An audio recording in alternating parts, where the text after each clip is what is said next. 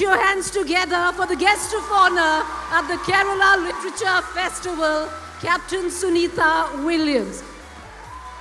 Do better, right at the back. Did you expect this, Miss Williams? No, not at all. I am very humbly surprised by the number of people. Like I was mentioning, this is a lot different from being in space. And it's so nice to know that all of you are here looking down from space. What a great welcome. I'm so appreciative. I'm so humbled. Thank you so much. You know, while you were up there floating, a lot of us Indians would look up at you. You know, how many of you, okay, show of hands, had a watch party for Captain Sunita Williams when she touched down and splashed down on SpaceX Dragon? How many of you, show of hands, had a watch party? How many of you heaved a collective sigh of relief when you saw those dolphins swirling around that spacecraft? How many of you?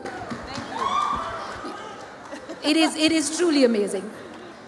You know, for me, this is surreal, Captain Williams, because with all puns intended, I am literally over the moon to be doing this. At our newsroom at the India Today, you know, we held a watch party for you. And it was about 4:35 in the morning. And, you know, it looked, you know, that scene was a part of, it looked like a Hollywood film. You know, with the capsule floating down, the balloons coming up, the dolphins, it was created, that it was a magical moment. And even in our newsroom at 4:35 in the morning, we are all exhausted. We are all giving ourselves high fives like we had a part to play in this. So therefore, you know, you've been with the NASA, you're an American citizen, but all of us in India feel we own a little part of Sunita Williams. Is this homecoming? Wow, this is amazing. You know, when I was on my first mission, we were delayed coming home, and my father had told me, he said, everybody in India is praying. And I said, I don't believe you, this can't happen. And then when I came home, I actually saw newspaper articles, and I realized this is true. A friend of mine was in the Himalayas at an elementary school, and he said, oh my gosh, your picture is at the elementary school. And I was like, wow, this is so heartfelt, so warming to me that I have been taken as a daughter of India, and I'm just so humbled by that. So when this mission happened, again, you know, we have a job to do, and I'm not thinking too much about other things beside for doing my job, except for when we came home. When we came home, I knew the greeting would be this big. I didn't realize it would be all in one place, but I realized the greeting would be this big, and I so appreciated it, and I just feel at home here, and I can't thank you enough for being my family. No, you know, we were praying, there were havans that were going on, there were astrological calculations, all of that was going on. So there was a lot of love, you know, that was pouring out and hoping that you'd make it back safely. But I want to come back, Miss Williams, 27 years. There's a bit of serendipity to this moment that you're here in India and that your retirement is announced. And I want to read this out. 27 years, that includes 3 missions to the International Space Station, 600 days in space, 9 spacewalks, over 62 hours in open space, the most by any woman in history, the first human to run a marathon. I can go on. I can go on. You have etched yourselves in the annals of human space history. You're a legend for us back home in India. And, you know, you've etched that legacy in space, Captain Williams. But the impact of it is being felt here, where with so many young lives, young boys, girls, to make them believe that even sky is not the limit. The weight of that, do you feel it? Do you know the kind of people you've inspired back home in India?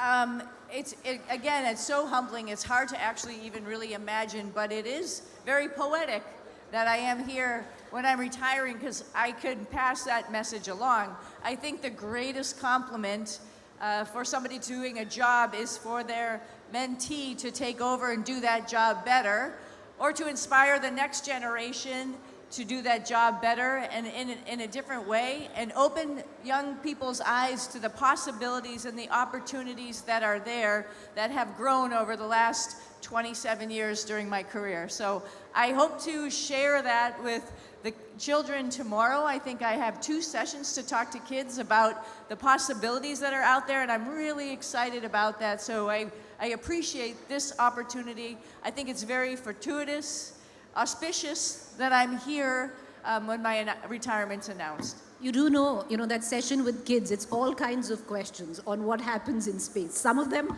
and I was thinking, okay, I really can't ask her that on stage, but you're going to get them tomorrow.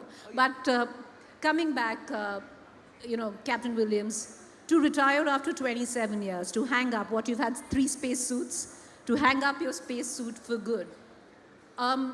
Did you want to... Actually, 4. 4? Wow, okay. To hang them up and say that I'm done. Are you done? Because there's a mission to the moon coming up, there's a new program. Are you truly done? Like it was quoted before, I would love to go back to space, but there are so many good young people who are ready to take on that challenge. Also, my husband would kill me, so I can't do that unless they came back and said, hey, you are the one, we need you because of your skills. I don't think that's going to happen, but if that ever happened, sure. I would love to go to the moon. The whole reason that I became an astronaut, it was not my first career choice, but the whole reason I became an astronaut because I heard about landing on the moon, and I thought, wow, I know how to fly a helicopter, I know how to land vertically, maybe I can contribute, maybe I have some skills that would offer us a sustainable a sustainable landing on the moon where we would stay there for a long period of time and we would learn and jointly learn with people from all over the world, and I wanted to be part of that. I didn't realize the space station was going to be being built. I was so happy it was, though, because it is so complicated. And it's so intertwined with so many different countries working together, sharing knowledge, sharing engineering. I was blown away when I first came to NASA. I was like, wow, this is such an amazing program. We did this program. We are still doing that program with people living in space for the last almost 26 years coming up, or 25 years, going on the 26th year. It's incredible.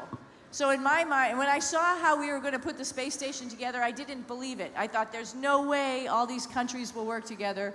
There's no way we can do this, put all this together in space, never here on Earth, but we did it. And not only did we did it, we're thriving on that space station. So when people say we can't do something, don't believe them. We can do it. Humans are not only nice and good, we're smart. We can figure it out. I know this crowd right here is super smart, and if we're given a problem, we can figure out how to solve that problem. Captain Williams, any fear of missing out, FOMO, now that you're retired, because you're going to be, you're going to be seeing all of this and observing it instead of saying, I can do this, because throughout your career, what we've seen, that one quality of resilience, of rolling up your sleeves and saying, I'm going to get this job done. Every time, even I would reckon in your 9 months in space, and we are going to talk about how that 8-day mission turned into an over 9-month mission. Every image that came in from the International Space Station of you, and we'll also talk about the hair, all of that was, of a woman who was strong, who was courageous, determined, perseverance, and was just going and getting the job done. Is there fear of missing out? Oh, absolutely. I want to do it. Absolutely. Who doesn't want to, who wants to go to the moon? It would be amazing. I think it would just be incredible. Think about being on the moon and looking back at Earth from that perspective, seeing Earth as a entirely round planet. It would be incredible. Of course I would love to go. That was the whole reason I wanted to join NASA in the first place.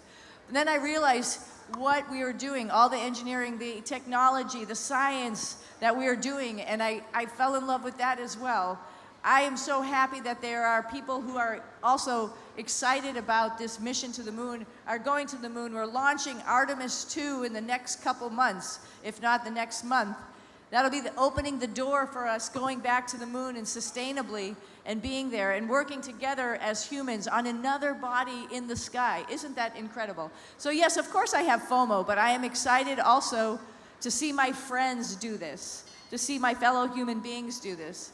And also, I saw some really great places on Earth that I haven't been to when I was up in space. So I have to fill my time. I'm going to fill my time with traveling all around. Kerala is one of them.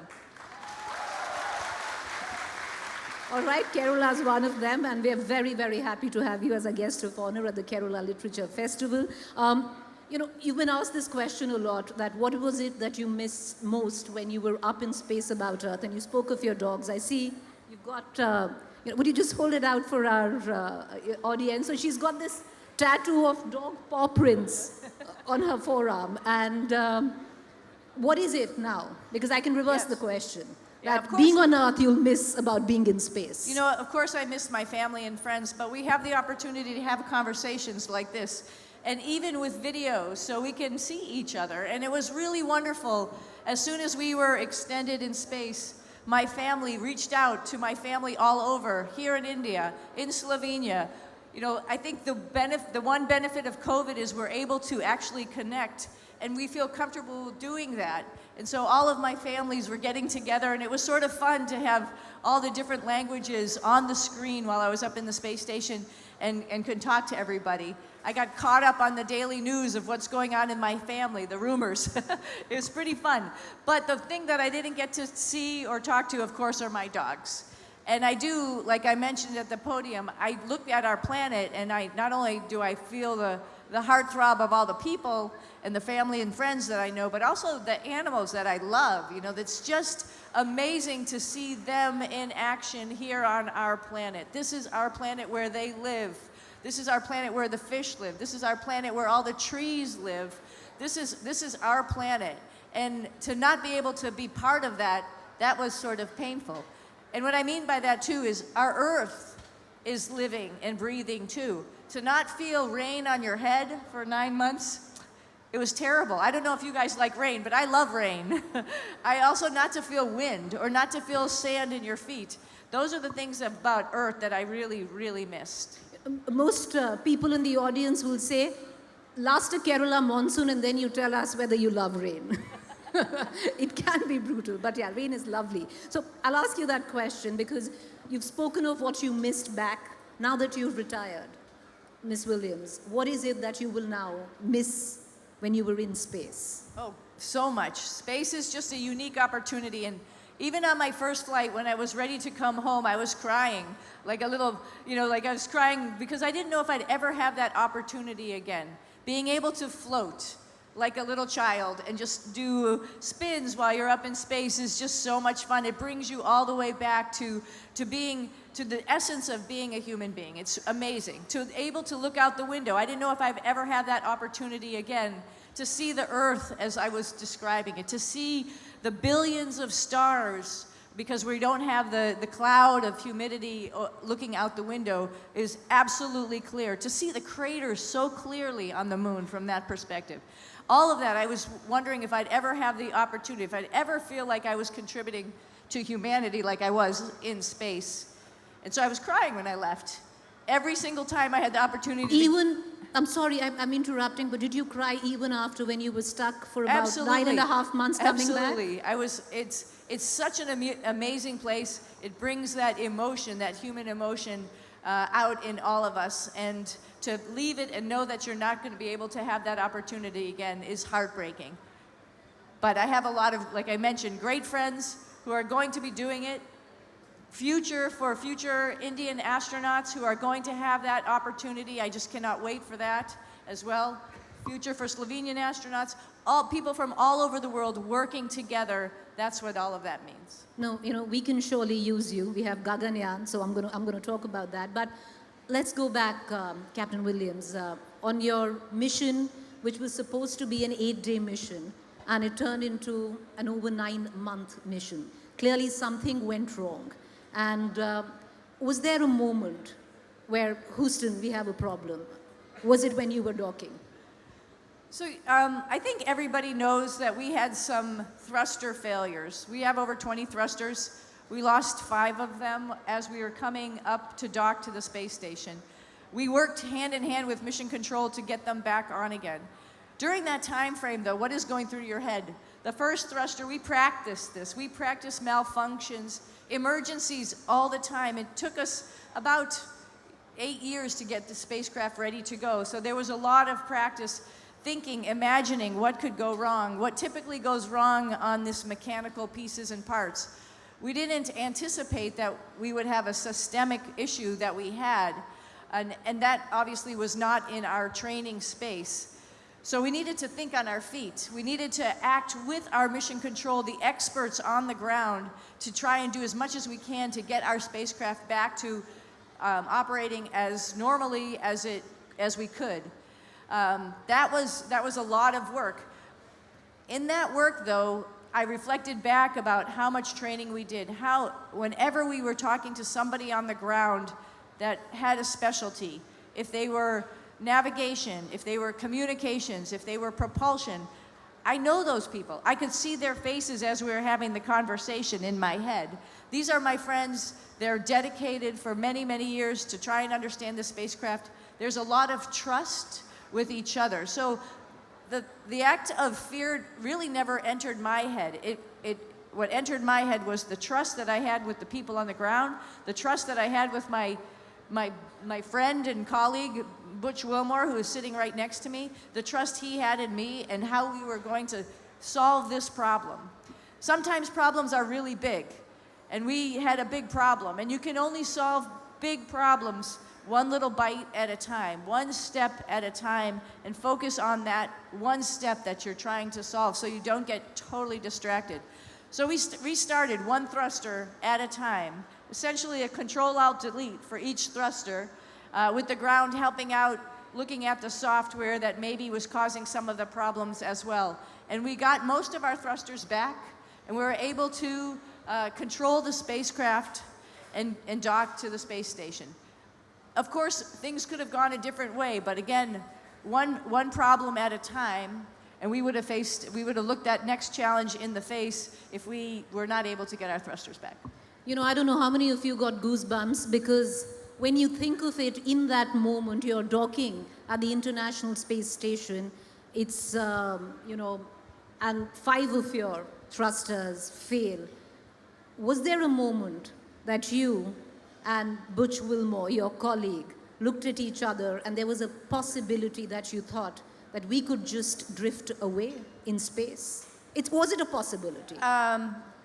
Yes and no, right? So we actually did do an eye contact, a look at each other at one point in time, and we're like, okay, we're working this together. Everybody's working this together, and we essentially, like, what do they say in sports? Ben would know. You put your game face on. You let all the other distractions not enter your head. You're just doing the job that you were assigned to do. And so, like I was mentioning, if we had not been able to restart all thrusters, we would have worked on the next problem. What was that? So the next problem would have probably been, if we were not in enough control, we would have aborted, and then we would have probably tried to come home. That may or may not have worked out well. Without the thrusters? Or some of them a little bit decreased in the ability that they could operate. We don't know that. We don't know that. My point is, if we got to that decision point, if we could not adequately control the spacecraft, because we do not want to put the International Space Station in danger. It's a big building, essentially, in space, and we don't want to have a problem and crash into it. They would ask us to go away. And if we went away, we would try to come back home. And that would have had a lot of conversations before we did that. And then we would have worked on trying to do the next troubleshooting process. So I'm not trying to downplay it. I'm not, because I don't want to definitively say it would have been catastrophic. I don't know. We would have solved that problem if we got to it. Well, aren't we glad you docked and the thrusters came up? If you've seen any video of us docking and coming into the space station, I was very, very happy we were docked. No, I'm sure. Because they would have been, when you said you looked at Butch, and both of you knew that there was a problem. When you docked, I'm sure you looked at him again, and you were home, at least, Absolutely. For that moment. Yep. It's tremendous, because you say it with so much ease, the kind of determination and courage that it takes to hold your nerve and to keep at it, like you say, one problem at a time. Well, talking about this very easily because I don't think this is extraordinary. I think the job that we have is actually a job. And I think there's so many people out there, if they were trained for this job, would do this job in the same manner. There's many, many years that go into it, that's for sure.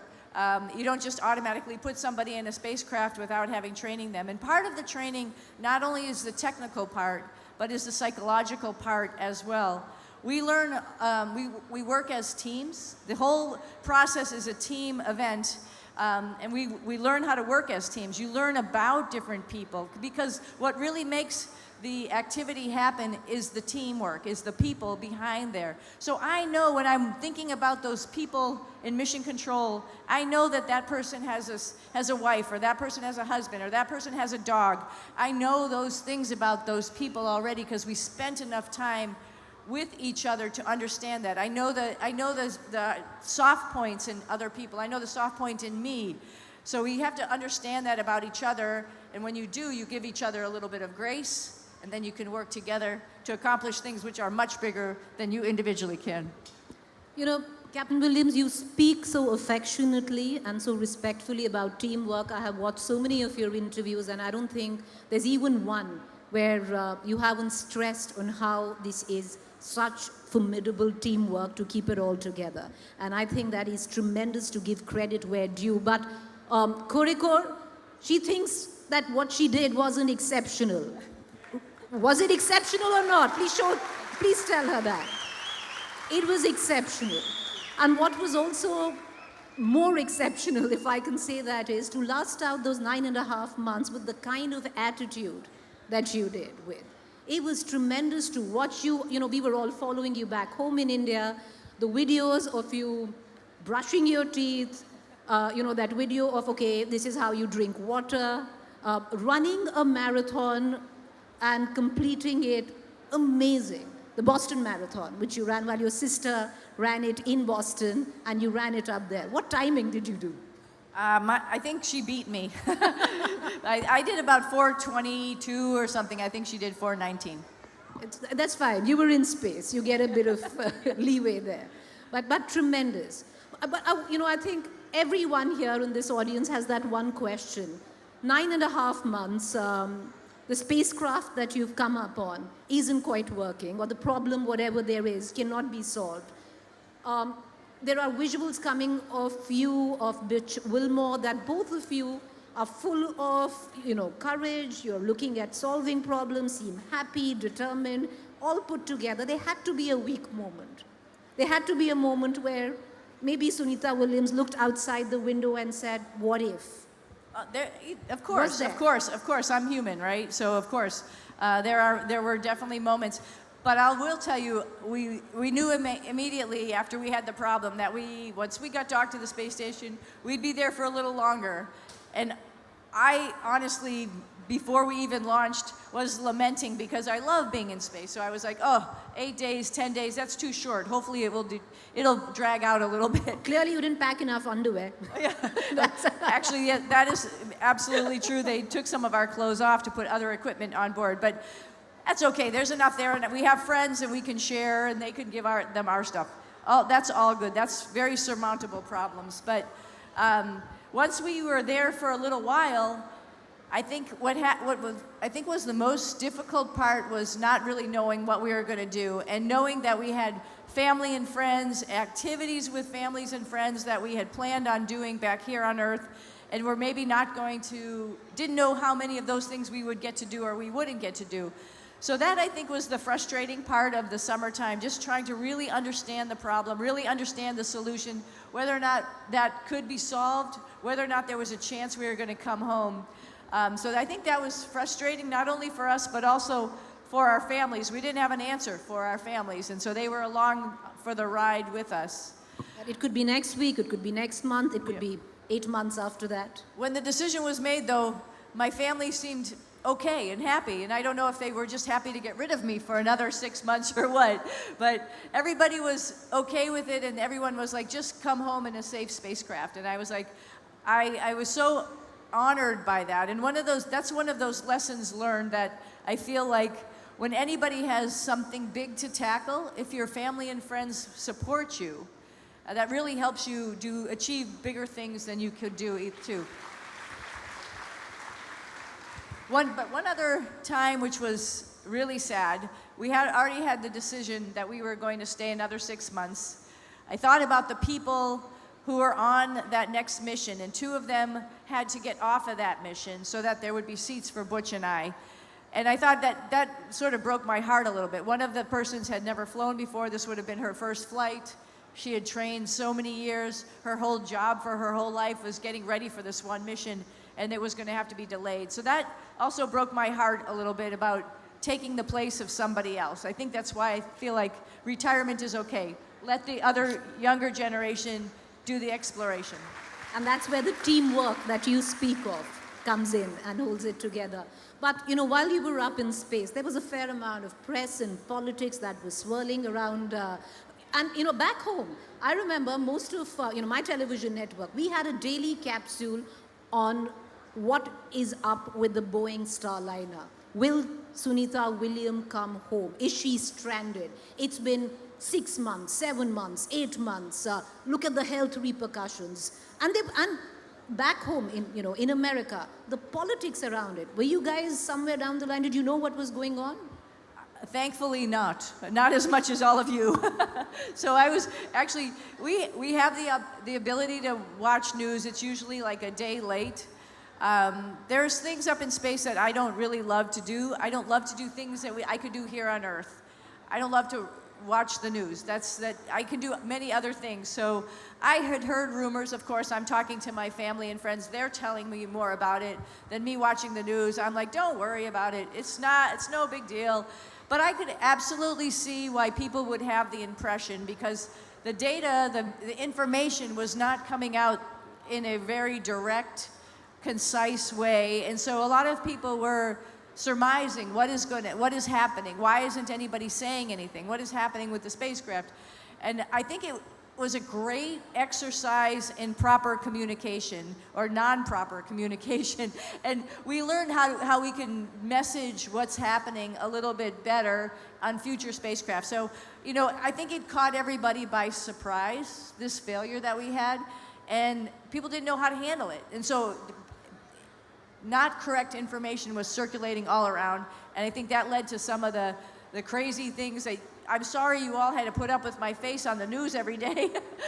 We are very apologetic about that, because I was confident. We were worried. We were all really worried. I know, I feel that, but I was confident. There's hundreds, if not thousands, of people who were trying to solve the problem, figure out how Butch and I were going to get back home. So I just thank everybody for having that concern. I think it's one of the biggest things that when I came home, I recognized. I didn't talk about it entirely at the podium, but I hinted at it. People that I don't even know, and here at the festival, also people, maybe you're sitting next to somebody you don't even know. I don't even know people's background. I don't know their politics. I don't know their race. I don't know their religion. I don't even care. People were so nice to me when I came back, all of that. They were just so happy as a human that Butch and I were able to come back to Earth. And I felt that every single day after I've come back, and leads me to the conclusion, as I said, humans are good. We're nice, and we care about each other. That's in our heart. Every time in lots of press interactions, she's completely brushed aside on what could be the physical impact of being in space for over 9 months. You and Butch Wilmore have done it and said, oh, we trained. We have trained. But microgravity, the impact on your muscle mass, bone density, there is so much that can impact your body. I want to know, Ms. Williams, now, where you're over 9 months away from when you came, is there any long-term impact that you're facing today of being in space for so long? Nothing that I know right now. Honestly, we recognize that we're going to be there for a little while, right? And if you don't do anything, if you're even there for like 10 days, you're going to feel some effects when you come home. So both Butch and I do like to do physical activity, so we were quickly on the treadmill and the weightlifting equipment. And then, as the mission wore on, we kept working out, of course. We both like it. It was fine. It does get old every single day. doing deadlifts, doing squats, getting on the treadmill, getting on the bicycle, one of those things. But you have to do it. Every second that you're not here on Earth with gravity, your bone density is leaching away. Every single second, your muscle mass is going away because we don't have to support ourselves. So it's happening. And we talk about this beforehand with our trainers, with our medical people. There's foods that we're supposed to eat to make sure your calories are enough to maintain you. So we are very aware of it. And so all the time we're working out. And then at certain times during the mission, we get some physical fitness tests from folks on the ground. Said they can judge us. We can judge ourselves and understand where we stand. So when I came back, our programs are pretty awesome. Usually the place where you lose bone densities, particularly as older women, is like your hip area. I think I had like 1% bone loss, which is recoverable. So I'm essentially back to normal. No long-term impact. No long-term. Oh, well, that's good to know. That is good to know because there was so much that was written about that, the physical impact of it. No, there's an emotional impact, but there is a physical impact as well. Right, and also I would just add, like part of all of that is going into whatever process program that you have in good shape. That's sort of like a little bit of a reserve. The whole reason I ran the marathon while I was up there was just sort of to emphasize back home, here on Earth, take note. It's really a way of life. Physical fitness every single day, health every single day, thinking about it. I was so psyched this morning. I came down here to the beach and people were working out, doing yoga, exercising. I was like, yes, we got it. People are doing it here in Kerala. I love it. Well, she did take a bit of India to space, be it samosas. You had a bit of a samosa party. Be it an idol of Lord Ganesha, the Bhagavad Gita, Upanishads. I want to ask why, because usually, when I was listening to some of your interviews, some of Butch Wilmore's interviews, he would be attending church every week when he was in space. He spoke about that. You carried Lord Ganesha's idol with you. You carried the Bhagavad Gita with you. One would think a scientific temperament, an astronaut scientist, would, if not atheist, be agnostic. To be religious, you don't see it together. So I want to get an understanding. That, are you a believer? Did you do it? Did you pray? So I think spirituality and science go hand in hand. I don't think one deletes the other. When you have the opportunity to be up in space and look back at the planet and look at the marvel of this place where all of these people, these miracles, every single one of you is a miracle. All of these miracles are living right here. It does make you stop for a minute and wonder, how did this all happen? And there's got to be a greater power that allowed all of us to be here today, allows all of us to be here every single day on this planet. So I don't think it's separate. Being up in space gives us a certain window that other people don't get to have. And that's one of the reasons I wanted so much to come here and other places, is to share my perspective, that it's okay to think about spirituality. It's okay to think about science. All of that goes hand in hand when you have the ability to see the greatness of this planet. So you're a man or a woman of science as much as a woman of God. Yes? Absolutely. Wow. I'm going to lighten up the moment. How many of you loved Sunita Williams' hair in space? You had some fabulous hair days. I loved it. I just want to know, is it that because, why didn't you tie your hair? You can't tie your hair, or you just chose this is the day I want to, keep my hair up as high it can go? I didn't tie up my hair just because that's such a quick, easy demonstration of where we are, right? We are in microgravity. I mean, it's so funny. The first day that I was in space, my first flight, when you sit there and you don't think about it because you don't know exactly how your body's going to react, your arms will start to float up. If you watch somebody sleeping, their arms float up. Their arms are not down by their sides. The only reason your hands are down here is because of gravity. Or your brain goes, put your arms down by your side because you look like a dum-dum with your hands up like this. So having your hair up is just every single moment is in microgravity. So I think I just was like, it's so fun. Like, I can't do that here. That's it. So I took advantage of the time that I had and let it just be So crazy. your husband would be like, no, not how long your hair is, but how high has your hair grown? Keeps growing and growing. Tell us, because you say because your hands go up when you're in space, you don't realize it. What's the closest that you can do on Earth to feel like you're in space? I think in Floating a pool, in water? Yeah, in the water, in a pool, and it was actually even in a bathtub. The other day, I was in some hotel that had a really big bathtub, and I was like, I'm going to take a bath, and I just started filling the water up, and my legs started to float, and I was chuckling to myself. I'm like, I wasn't holding them down on the bottom. My legs were just starting to lift up and float. I'm like, this is exactly what it's like in space. Like, you don't really have control of it. It just happens. Everything starts to float. And it's actually really fun, except for you lose things. Like, it's so nice to have this tissue on a flat place or the water on a flat thing, because in space you have to have Velcro or some way to tie it down, or it's going all over the place. So you're floating, but everything else is floating too. We were speaking about your hair. I remember you had President Trump who said, that lady with the crazy hair. It was quite interesting. But I want to come down to something because you speak of, okay, I'm going to go for questions in the last 10 minutes, but I'm going to ask you this. She's always spoken about teamwork, doing it together. And what made, personally, me tear up yesterday was to hear the mother of Kalpana Chawla. And she was your friend. And where she said, and she said it in chaste Punjabi, and she said, "वो तो 3 महीने रह के गई थी हमारे साथ." That you stayed for 3 months after Kalpana Chawla had tragically passed away in the Columbia Space Shuttle in 2003.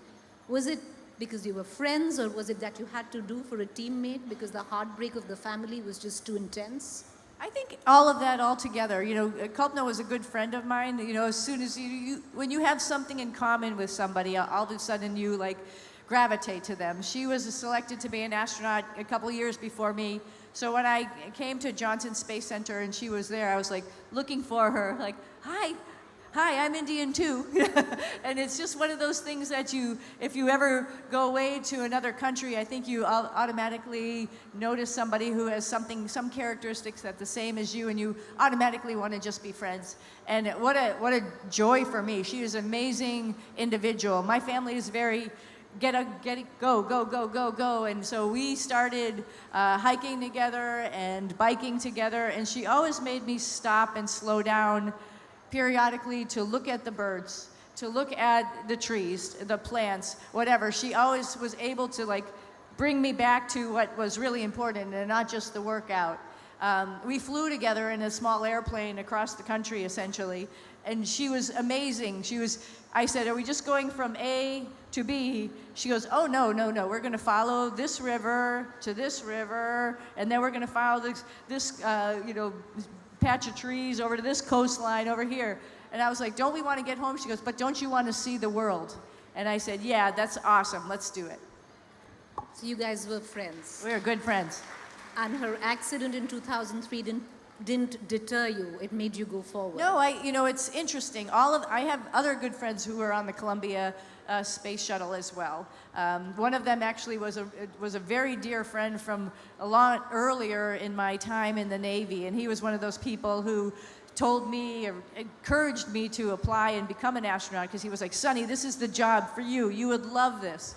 That was Dave Brown. And so there was more than one astronaut on that space shuttle who I knew very, very well. And I knew them well enough to know that they love exploration. They obviously love finding out about things, learning about stuff. How could we stop when some tragedy happens? We have to continue in their name. And in their name, we built the International Space Station and explored enough to have us dare to take the next big steps, like I mentioned, to go to the moon. We couldn't stop. We had to do, for them, continue on the exploration. We're going to take some questions from the audience, and we're also going to ask her about, because she missed, can we get a mic to that lady who's right in the middle? And also about, Group Captain Shubhanshu Shukla came in just after that you left. And it would have been great to have you both at the International Space Station at the same time. Can we get a mic till then? Yeah, I absolutely agree. And I had the pleasure of meeting him with his crew in Texas after I came back and right before they were going to go launch. And what a beautiful man, a very nice wife, an amazing son. So very nice family. Of course, did I expect any different? No. Wonderful people. He did an amazing job up in space. So proud of him. So proud of the Indian space program as they venture on to do more things and launch more Indian astronauts. Let's get a question right there. It's great to have you here, Sunita ji. Please explain the scientific experiments you were part of in the space station. Right. Thank you. Yeah, so many. And I'm not going to say I understand them all. There's some amazing scientists who are proposing these experiments and then working with us on the space station. So some of the things that we had the opportunity to do, myself in particular, was do some DNA sequencing. Some of the first times we do just a PCR machine. Some learning how to actually pipette small volumes of fluid from one place to another. That's a process that we were trying to perfect. Another thing was stem cell research, trying to grow stem cells. And that was primarily for the process, trying to understand the process. It's a very clean process, so you could mess it up. And do we have the capability to keep such a nice clean room on the space station? And how that process will then maybe help pharmaceutical companies in the future for low Earth orbit space stations. We did material science, different types of materials that we are putting under in combustion to see for future maybe spacesuits or spacecraft what would be optimized for that. While we were up there, we did some metal 3D printing. It was, again, a process. Can we actually 3D print in space, in microgravity? Here we use gravity quite a bit. Not when I was there, but before I was there, we have a bioprinter. So when we do send people someplace far away, we prove that we could actually print heart cells. So if somebody had some type of medical problem, this is burgeoning technology for when we're far away from Earth and we need to help somebody. So all of those things are like inside, materials, biology, capillary flow. And then we have other experiments that are outside doing Earth observations. And we were tenders of those type of experiments like the alpha magnetic spectrometer. So we were just trying to help tend it so it could gather its data and send it down to Earth. So there's a myriad of experiments that are going on this. And I'm not even talking about some of the stuff that was going on in the other laboratories, the Russian laboratory or the Japanese laboratory. So many experiments. Can we get another question, a mic somewhere? How do you drink water in space? You know, it's an interesting question because some might think you could go like this and this would work. I actually saw one of my astronaut friends take a bag of nuts and go like this, and it doesn't work. You have to actually use a straw. So we have water that's in a bag, and we could put the water in the bag, put a straw on it, and then drink the water out. If you don't have a way to close that straw, though, the water's just going to keep coming out, and it's going to form a big sphere. So you need a lock also on that straw so you could stop. Now for water, just water, this is not so dangerous because it's room temperature and you can drink it. But this happened to me one time with a bag of hot coffee. And the sphere, I turned around for just a second, and this coffee is growing and growing and growing and growing, and I stopped it with the lock. But then I had to figure out how I was going to drink it, what I was going to do. So I was lightly blowing on it, trying to cool it down a little bit, just to the point that I could suck it all in and it go away. Otherwise, you're going to have coffee everywhere. You can go back, ask your parents to Google Sunita William drinking water in space. There's a video of that. It's great. You'll be able to see it. There's also another inappropriate question on what you do in space, but I'm going to ask her backstage. So let's, okay, can we get another mic to somebody? Hi, ma'am. We are human beings. We are very thankful that you are back to Earth. And my question is Earth is spinning around 1,600 kilometers per hour, and your ISS is spinning almost 28,000 kilometers per hour. So how do you feel the rotation?